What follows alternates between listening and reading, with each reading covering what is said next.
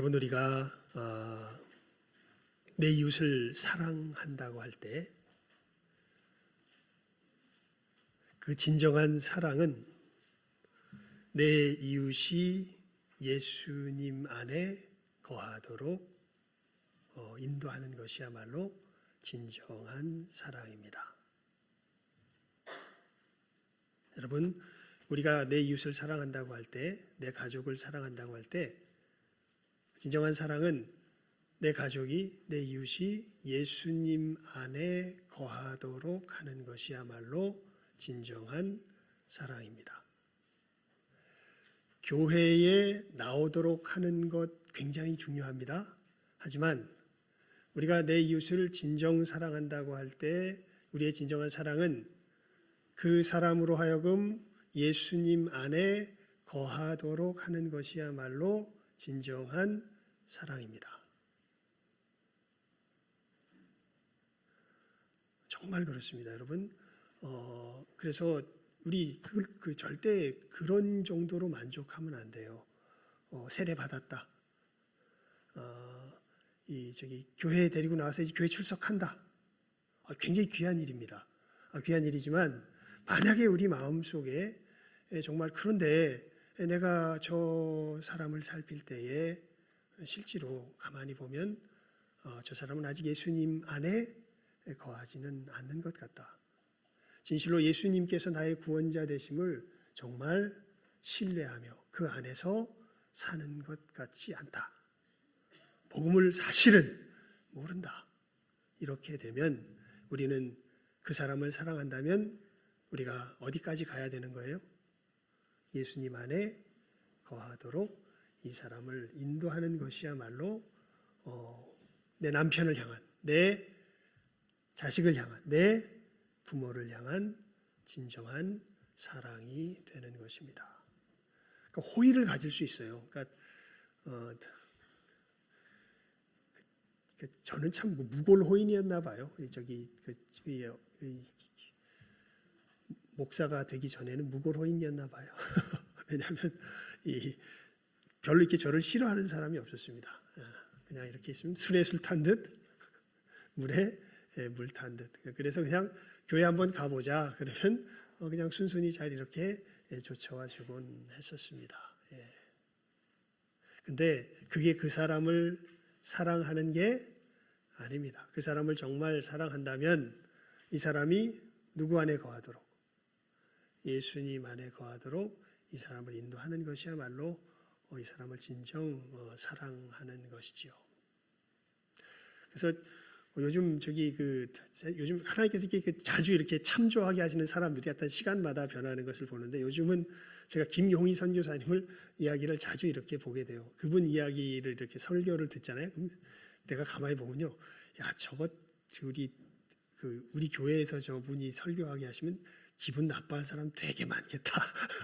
그런 생각이 들 정도입니다. 왜냐하면 아주 이 신앙의 선이 너무 예리하게 분명하게 서 계셔가지고요. 이 신앙 가운데 거하지 못하면 막 어떻게 보면 좀 막 다그치고 몰아붙이세요. 그리고 막 밥이나 많이 먹이세요. 막 이러면서 이 사람을 어떻게 보면은 그 사랑하는 마음인데 또 어떻게 들리면 또 비방하는 말처럼 들릴 수도 있고, 하여튼 그 길을 이렇게 걸어가시는데 왜 그런가 제가 그 마음을 아니까 너무 참 저분의 사역이 귀하구나라는 것을 느끼는데, 왜냐하면 진짜 자기를 구원하신 예수 그리스도 안에 하나님의 사랑 가운데 누구도 거하기를 원하기 때문에, 저 사람도 거하기 원하기 때문에 그렇게 하는 것을 압니다. 그러니까 여러분, 누가 독약을 이렇게 들고서 이것이 영약인 줄 알고 자기 몸에 정말 좋은 약인 줄 알고 먹으려고 하는데, 잠깐만 다시 생각해 보십시오. 그것은 절대 좋은 약이 아닙니다. 그러니까 이 인간이 내 좋은 약을 뺏어 먹으려고 그러는 줄 알고 오히려 막 거칠게 저항하면서 시끄럽다고 막 배척할 때, 나는 정말 당신을 위해서 그러는데 만약 당신이 그것을 먹기 원하신다면 할 수 없죠. 드십시오. 이러면 이 사람을 사랑하는 거예요? 사랑하는 거 아니에요? 사랑하는 거 아니죠. 싸워서라도 뭐 해야? 그 사람 손에서 끄집어내려서 이걸 못 먹게 해야 그 사람을 뭐 하는 거예요? 사랑하는 것 아니겠습니까? 근데 그 모습이 특히 이제 김용희 선교사님의 어떤 말씀을 전하시는 모습은 너무나 여실하게 잘 보여서 참 저분 정말 하나님께서 특별하게 쓰시는 분이구나라는 것들을 느끼게 되는데, 여러분 뭐 그 나타나는 정도나 모양은 우리 각자가 다 다르다 할지라도 정말 내 이웃을 사랑한다면 독약 먹으려는 그 손에서 독약을 뭐 해야 돼요? 우리가 뺏어야죠. 뺏고서 진짜 생명의 약을 쥐어 주어야 그게 그 사람을 뭐 하는 거예요? 사랑하는 것이죠. 그것은 다른 것이 아니라 그 한 사람으로 누구 안에 거하게. 이건 좀 우리 말을 해봅시다. 누구 안에 거하게? 예수님 안에 거하게. 예수님 안에 거하게 그 영혼을 인도하는 것이야말로 우리가 그 영혼을 사랑하는 것입니다. 이 예수님 안에 거하려면 반드시 뭐가 전해져야 되냐면 복음이 전해져야 되는 거죠. 복음은 다른 것 아니에요. 우리 뭐 오후 예배 시간에 우리 중고등부 친구들 또 우리 수련회 잘 마치고 또 감사해서 찬송도 드리고 우리 오후 예배 시간에 찬송하니까 그때 이제 비디오를 좀 틀어볼까 합니다. 제가 이번 신방 돌면서 참 여실히 정말 뼈저리게 느꼈는데요. 정말 어떻게 보면 이거 내가 너무 몰랐구나라는 생각이 들었는데, 이제 우리 성도들이 몸들이 많이 노쇠하였습니다. 많은 분들이. 그래서 하여튼 이제는 될 수 있으면 제가 시간을 1시간 내에 진짜로 1시간 내에 설교하다가 끊어버리겠습니다.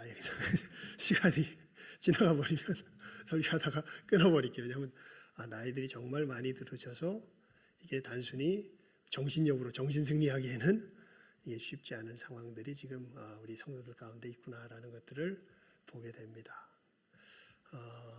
그래서 일단 이번에 그 트는 게 좀 길더라고요. 보니까. 그래서 뭐 그렇게 길지는 않았다. 우리 오후 예배 시간에 할 테니까 오후 예배 시간에도 많이 나오세요. 좀 많이 나오셔서 우리 중고등부 친구들이 어떻게 은혜 받았는지 또 이들이 어떻게 수련회 했는지 한번 보시고 격려해 주시면 좋을 것 같습니다. 하여간 그때 다른 것 아니라 복음이란 무엇인가라는 주제로 우리가 수련회를 가졌고 애들에게 아주 단순하게 가르쳤습니다. 복음은 다른 것이 아니라 예수님께서 우리를 죄에서 구원하신다라는 소식이 바로 뭐예요? 그게 복음이에요. 어떻게? 근데 이제 이게 중요하죠. 어떻게?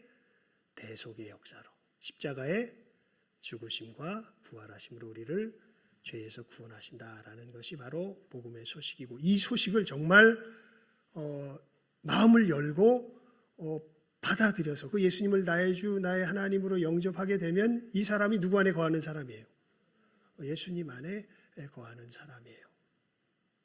그런데 여러분, 이렇게 예수님을 영접하기 위해서 반드시 우리가 거쳐가야 할 유일한 관문이 있습니다. 그게 뭐냐면요, 다른 것이 아니라 내가 하나님 앞에 죄인이라는 사실을 바르게 깨달아 아는 것입니다. 어느 누구도 이 관문을 통과하지 않고 예수님을 영접할 수 없습니다. 여러분, 내가 하나님 앞에 죄인이라는 사실을 바르게 깨달아 알지 못하고서 나는 예수님을 믿어요라고 말하는 사람은 다 거짓말장이입니다. 왜냐하면 내가 죄인이 아니라면 예수님이 필요가 없기 때문에 그렇습니다. 그래서 아예 소위 말하는, 여러분 진짜 요즘 정말 조심하셔야 돼요. 정말 우리 기독교도 많이 혼탁해져서요. 소위 말하는 자유주의적 기독교가 지금 우리 한국 사회 속에서 굉장히 크게 세력을 떨치며 팽배하게 되는 것을 보게 됩니다. 결국 자유주의적 기독교는 성경의 가르침을요, 다 뭘로 바꾸냐면요, 윤리적인 교훈으로 다 바꿔요. 그러니까 예수님에게서 들을 수 있는 교훈은 이 기적과 동정녀 탄생과 십자가의 죽으심과 부활하심과 하나님이 사람이 되셔서 이 땅에 오시고 여러 가지 기적에 대한 것들이 이건 다 허구다. 성경에서 우리가 볼 건 그런 허구적인 내용들이 아니라 그저 성경 속에서 우리 마음 심금을 울리는 그 윤리적 도덕적 교훈들을 우리가 받아서 지키라고 성경에 있는 거지, 그 외에 다른 것은 허구다. 이런 식의 정말 우리 영혼을 도적질해 가는 어마어마한 교훈들이 사실은 기독교의 이름으로 많이들 전파되는 것을 보게 됩니다. 아닙니다. 여러분, 기독교의 메시지의 핵심은 윤리 도덕의 교훈이 아니라 누구세요? 바로 십자가에 달리신 우리 주 예수 그리스도가 기독교의 교훈의 뭐예요? 핵심입니다.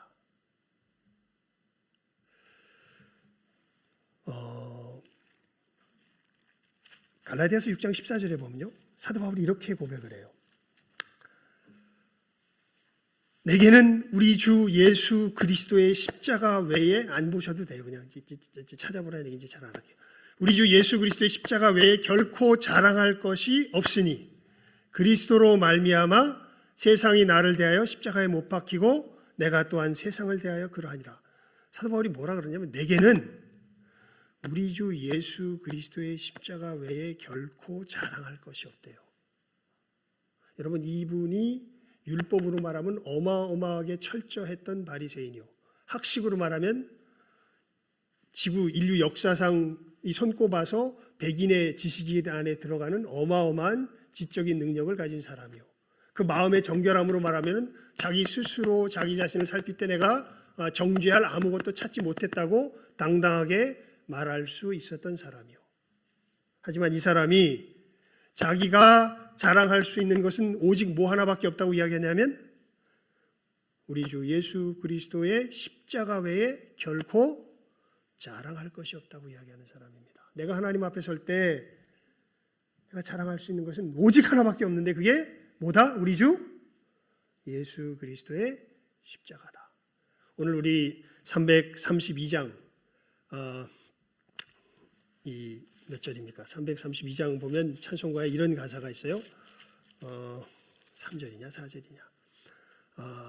못된 행실 다 고치고 죄질 생각 다 버려도 주 앞에서 정결타고 자랑치는 못하리라. 그러니까 여러분, 이 진짜 예수님을 영접한 사람들이 입에서 나올 수, 이거는 괜히 그 뭐라 그럴까요?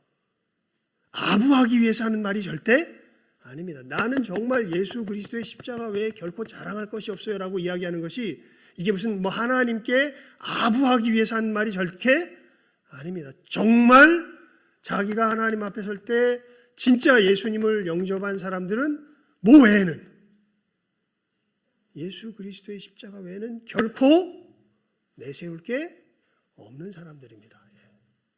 여러분, 사도 바울이 한행한 거 우리가 알죠. 성경을 읽어보면요, 예수님 다음으로 뭔가 어마어마한 일을 행한 사람이 누굴까 생각해보면 이 사도 바울이 아닐까 싶을 정도입니다. 그런데 사도 바울은 뭐라고 이야기해요? 나한테는 오직 내가 하나님 앞에 설 때는 뭐밖에 자랑할 게 없다고요? 십자가 외에 결코 자랑할 것이 없다고요. 왜 그렇습니까? 왜 우리는 하나님 앞에 설 때 십자가 외에 자랑할 것이 없을까요?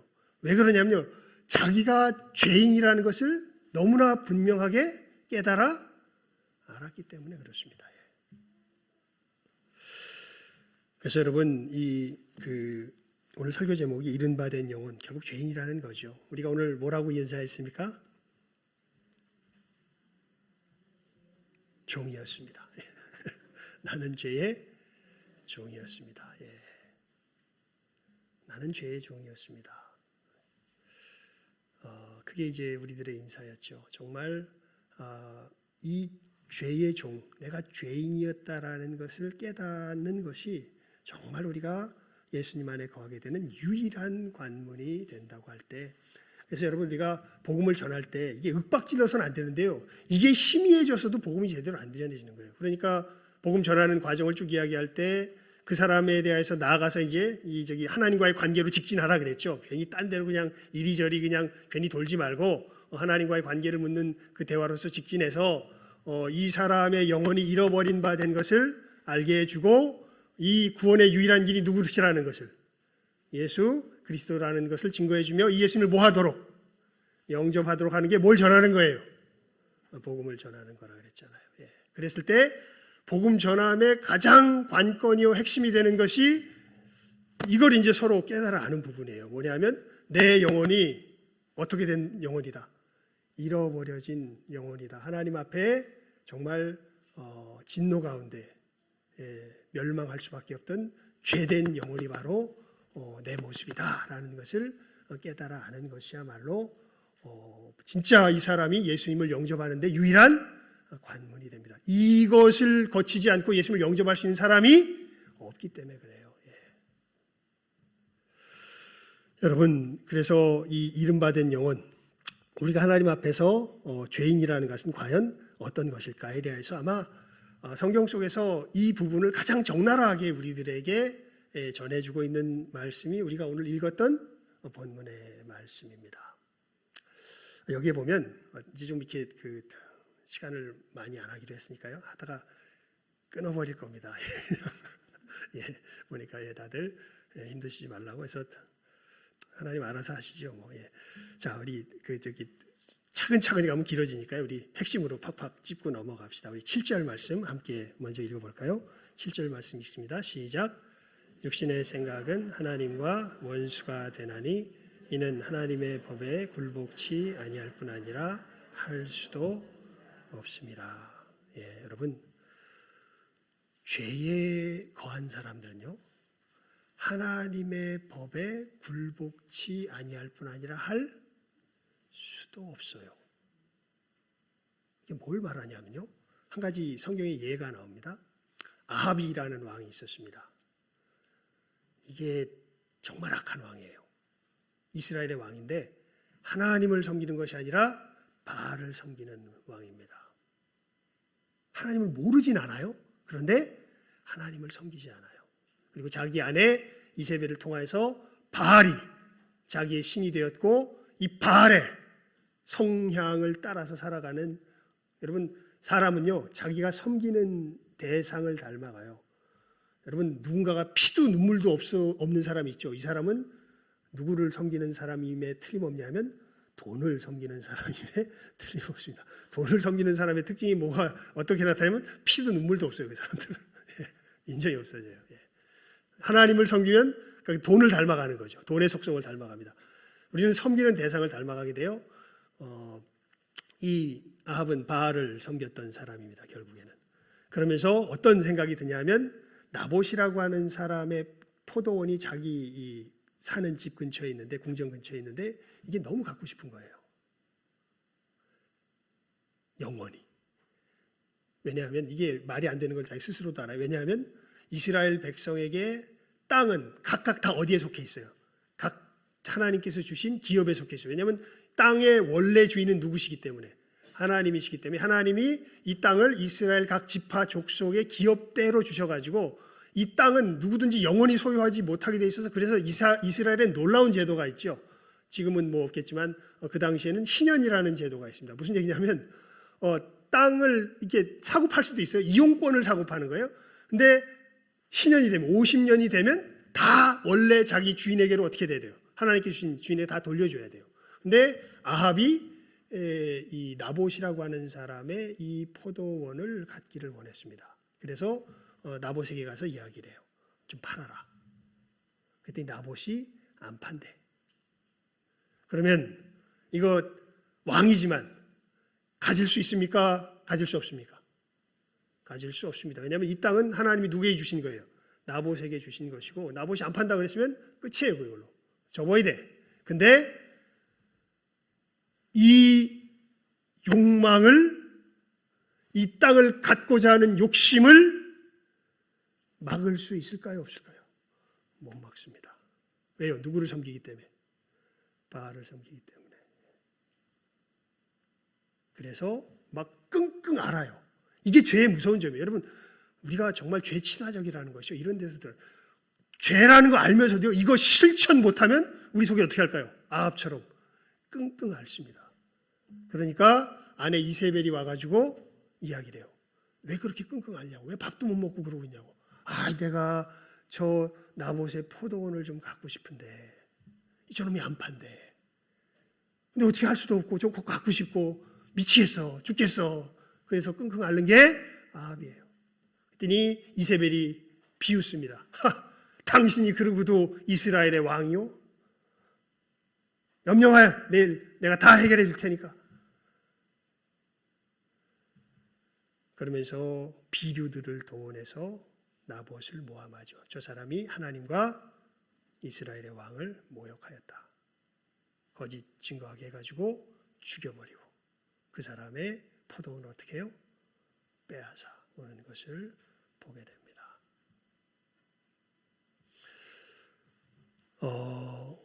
우리 7절 다시 한번 읽어볼까요? 시작하면 읽습니다. 시작. 육신의 생각은 하나님과 원수가 되나니 이는 하나님의 법에 굴복치 아니할 뿐 아니라 할 수도 없습니다. 여러분, 이게 정말 무서운 일인데요.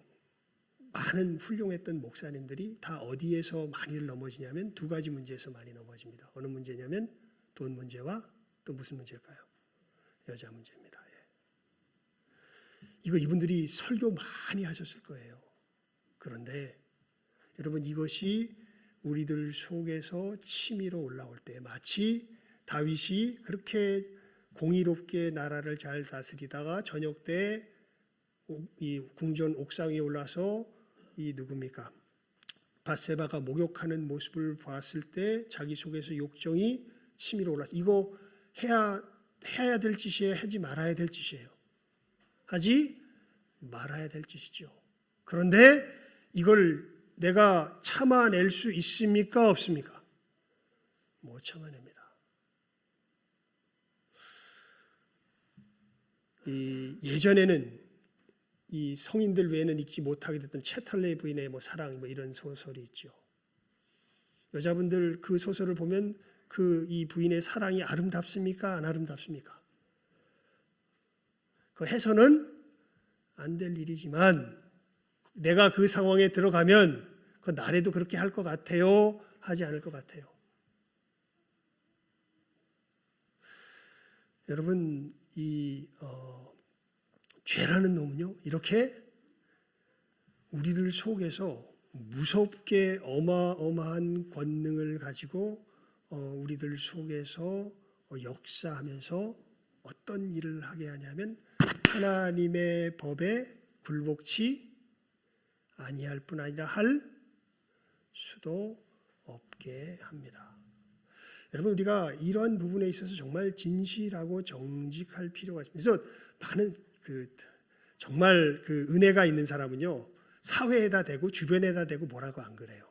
왜냐하면 사회와 주변을 바라보기 전에 먼저 누구를 보게 될까요?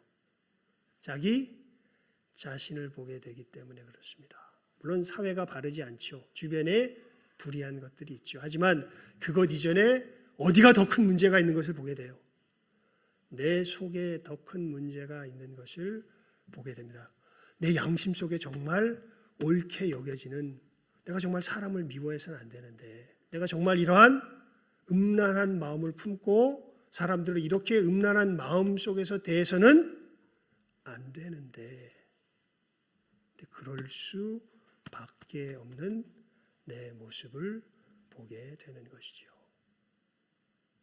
여러분, 이렇게 우리 양심 속에 이거 하지 마, 살인하지 마, 간음하지 마, 도적질하지 마,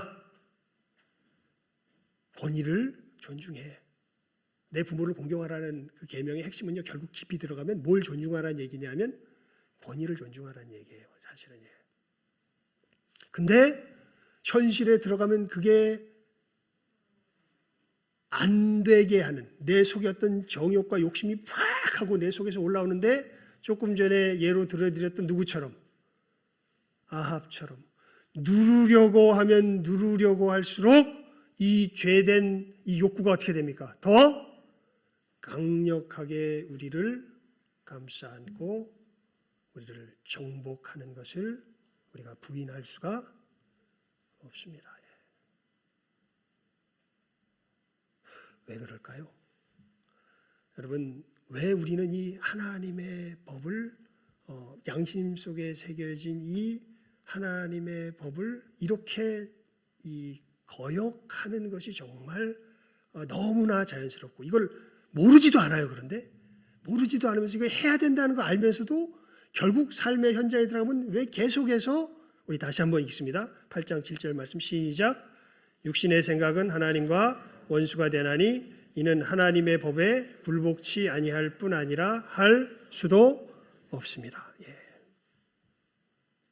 왜 이러한 죄 가운데 거할 수밖에 없을까요? 왜 그러냐면요, 사실 8장 7절이 답도 이야기해줘요. 앞에 나와 있습니다.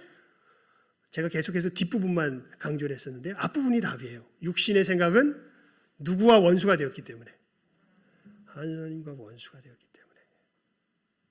그러니까 그 죄를 저지르는 것은 다른 것을 드러내는 것이 아니라 내 존재 자체가 누구랑 원수라는 것을, 하나님과 원수라는 것을 드러내는 겁니다. 여러분,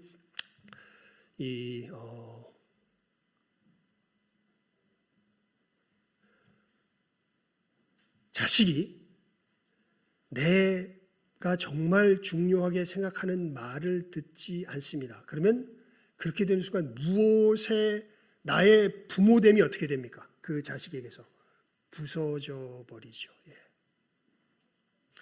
여러분, 하나님의 말씀이 우리들에게 오게 될 때는요, 하나님이 하나님의 신격을 걸고서 우리들에게 알려주시는 것입니다. 하나님의 하나님 되심을 걸고서 이야기하는 것이죠. 야, 이 세상은 나의 세상이요, 너를 나의 형상을 닮은 피조물로 지었고 너는 이 삶을 살아야 된다라고 신격을 가지고서 하나님께서 우리 양심 속에 살인하지 말아라, 간음하지 말아라. 이건 정말 우리가 이 양심의 가책을 누리는 것은 우리가 본질적으로 어디에 살고 있기 때문에 그러냐면 하나님이 통치하시는 하나님의 나라에 살고 있기 때문에 그렇습니다.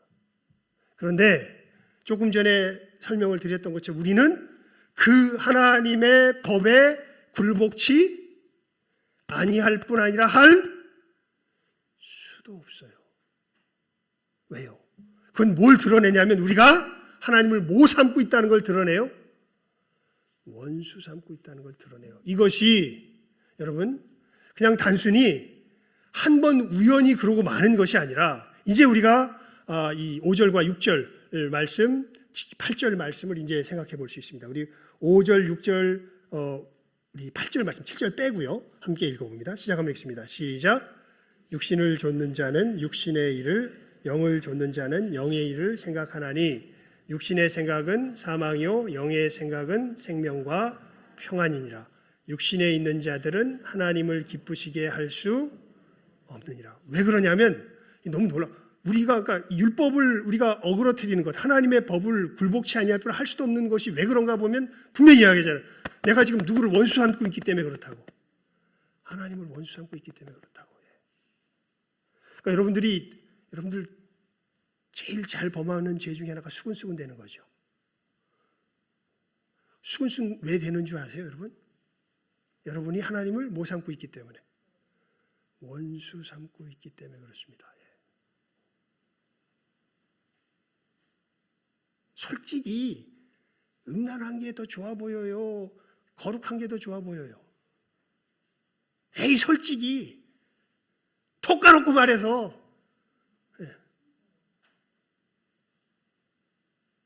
척하지 말고 가면 다 벗고 뭐가 좋아 보여요?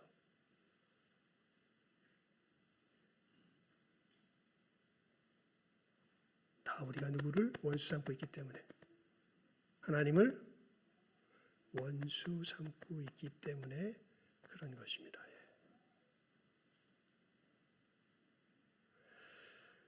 여러분, 그래서 우리가 계명을 어기는 건 우리 존재 자체가 그렇다라는 것을 지금 사도 바울이 우리들에게 알려주고 있는 거예요. 예수님께서 우리들에게 정말 알려주시기 원하셨던 게 바로 이거예요. 또 동일합니다. 왜냐하면 니고데모가 와서 묻죠. 예수님, 어떻게 하면 우리가 천국에 들어갈 수 있습니까? 그랬더니 예수님이 뭐라 그러시냐면 어떻게 하면 들어갈 수 있는 데가 아니야. 네 존재 자체가 바뀌어야 돼. 거듭나지 아니하면 어디에 들어갈 수 없다. 천국에 들어갈 수 없다라고 이야기하는 것이죠. 여러분, 우리가 죄인이라는 것을 깨달아는 것은 내가 아예 존재 자체가 누구와 원수된 것을, 하나님과 원수된 것을 깨달아 아는 것입니다.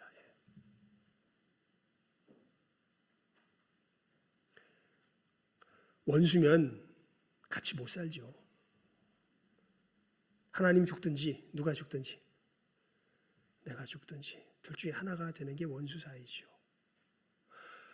근데 여러분 이제 그 상태로 우리는 굳어졌어요. 우리는 이제 그 상태로 지금 살아갑니다. 그런데 이때 놀라운 일이 벌어진 거예요. 하나님이 마귀는 거기까지 우리 얘기하지 맙시다. 뭐 시간도 다 지났고 이제 그건 뭐 얘기할 시간도 없고 마귀 얘기는 뺍시다. 근데 하나님이 우리를 이 원수를 뭐 하셨다고요 지금? 사랑하셨대요. 그래서 이 원수가 이 원수의 상태에서 즉 죄의 종이 됐던 상태에서 벗어나서 하나님과 화목하게 될 수 있는 길을 하나님이 어떻게 하신 거예요? 열어주신 거예요. 그분이 누구세요? 예수 그리스도세요. 그래서 성경 이야기는 정말 요한복음 3장 16절로 요약이 돼요. 하나님이 세상을 이처럼 사랑하사 독생자를 주셨으니 이는 저를 믿는 자마다 멸망치 않고 영생을 얻게 하려 하심이라. 아멘. 여러분 이 죄인됨을 깨달아는 것이 내가 정말 하나님을 원수 삼았던 하나님 앞에 멸망받을 수밖에 없는 존재라는 것을 깨달아 아는 이 깨달음만이 우리를 진정 누구 앞에 인도할까요? 우리를 거듭나게 하시는 누구 앞으로? 예수 그리스도 앞으로 인도합니다. 그리고 그 예수님 앞에 가면 우리는 이제 거룩하게 되는 이 길을 걷지 않을 수가 없어요. 왜냐하면 예수님은 우리를 어디에서 건지시는 분이시기 때문에 우리의 이 죄에서 즉 하나님을 못 삼았던 상태에서 원수 삼았던 상태에서 우리를 이제는 하나님을 기뻐하며 사모하는 하나님의 자녀로 변화시켜 주시는 역사를 이루시는 분이 누구시기 때문에 예수 그리스도시기 때문에 예수 앞에 우리가 왜 가요? 왜 사람들에게 당신 예수 앞에 가요? 라고 이야기돼요. 당신 지금 상태는 하나님을 못 삼고 있는 상태예요. 원수 삼고 있는 상태예요. 그렇게 되면 하나님의 진노 가운데 멸망할 수밖에 없어요. 하나님하고 둘이서 죽자사자 지금 붙었는데 당신이 어떻게 하나님을 이겨요? 하나님의 진노 가운데 멸망할 수밖에 없죠. 당신 돌이켜야 돼요. 어떻게 돌이킬 수 있을까? 이런 우리를 하나님이 사랑해 주셨어요. 놀랍게도. 그리고 돌이킬 수 있는 길을 주셨어요. 그분이 누구세요? 우리 주 예수 그리스도세요. 예수님을 영접하기만 하면 믿기만 하면 우리로 이 죄에서 벗어나 하나님의 자녀가 되는 권세를 주세요. 하나님의 자녀가 되게 하세요. 여러분 이 예수님을 영접하게 되면요 놀라운 일이 벌어집니다. 어떤 일이 벌어지냐면요 미워함을 이길 수 있게 돼요. 음란함을 이길 수 있게 돼요. 이 세상 욕심을 이길 수 있게 돼요. 그리고 진짜 하늘의 삶을 살 수 있는 길이 열려요. 그래서 우린 누구를 믿으라는 거예요? 예수를 믿으라는 거예요. 다른 길은 있어요, 없어요? 없어요. 예수님 그러셨잖아요. 내가 곧 길이요, 진리요, 생명이니 나를 믿는 나로 말미암지 않고는 아버지께 이룰 자가 없느니라.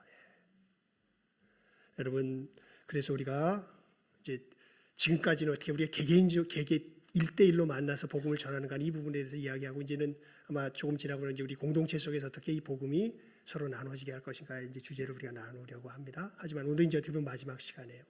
이 복음이 증거될 때 정말 관건이 되는 가장 핵심되는 부분이 바로 그 사람으로 하여금 무엇된 것을 깨달아 알게 하는 것이다. 이 잃어버린 바 된 영혼이라는 것을 깨달아 알게 하는 것이야말로 이 사람이 진실하게 예수님을 만날 수 있는 가장 확실한 분명한 유일한 통로가 된다는 것을 분명하게 깨달아 하시고 이 복음의 증거의 역사 우리들을 또 증거 속에서 바르게 또 증거해 나아가시는 우리 모든 귀한 영혼들 다 될 수 있기를 주님의 이름으로 축원을 드립니다.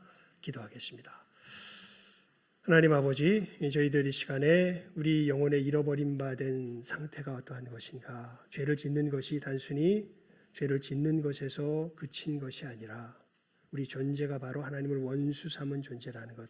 이 존재가 변하지 않고서는 우리가 이 죄 가운데서 노임받을 수 없다라는 것을 보여주는 참으로 그 표시인 것을 하나님 오늘 말씀을 통하여서 함께 나누었습니다. 아버지 하나님, 우리 귀한 영혼들, 이것이 어떻게 증거되어야 할지 우리에게 각자에게 주어진 숙제인 줄 압니다. 하지만 하나님 내게 이루신 바대로 전하며 내 주변에 정말 소중한 영혼들을 사랑하며 그 영혼들이 예수님 안에 거하도록 예수님께로 바르게 인도하여 나아갈 줄 아는 이 시간 함께하는 우리 모든 귀한 영혼들 다 되게 하여 주시기를 간절히 바라옵고 소원하오며 모든 것 예수님의 이름으로 기도드리옵나이다.